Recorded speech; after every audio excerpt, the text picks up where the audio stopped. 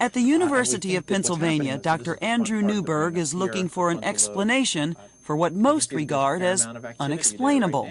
I mean, it's not language. It's not regular language, at least, that would normally activate the frontal lobe.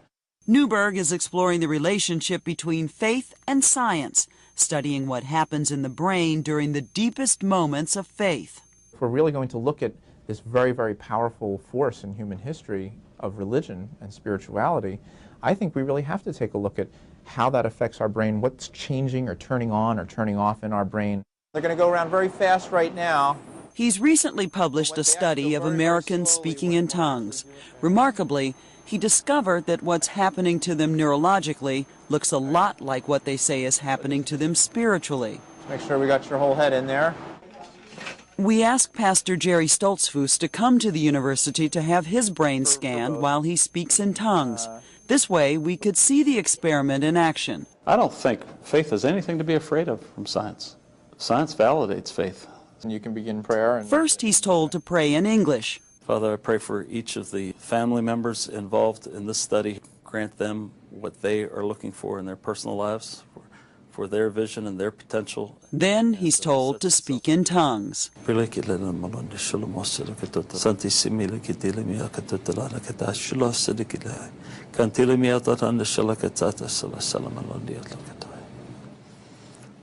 is the first scan when he was in prayer, speaking in English. This is the second scan when he is praying in tongues. Pastor Stoltzfus' scan showed that his frontal lobe, the part of the brain that controls language, was active when he prayed in English, but for the most part it fell quiet when he prayed in tongues. When they're actually engaged in this whole very intense spiritual practice, religious practice for them, their frontal lobes tend to go down in activity, but I think it's very consistent with the kind of experience that they have, because they say that they're not in charge. It's the voice of God, it's the Spirit of God that's moving through them. Dr. Newberg says the results were even more dramatic on subjects who were scanned without a Nightline crew in the room and who were not speaking in tongues on demand, as Jerry Stoltzfus had done.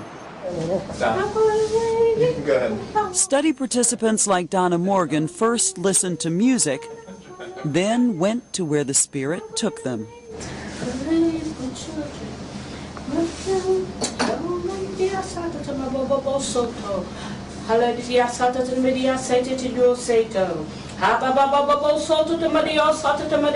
In earlier studies, Dr. Newberg looked at what happens in the brains of Buddhist monks meditating and Franciscan nuns praying.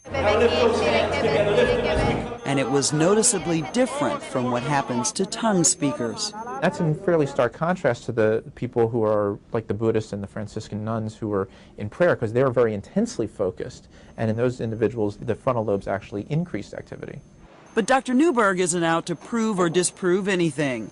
He can tell you what happens in the brain, not why.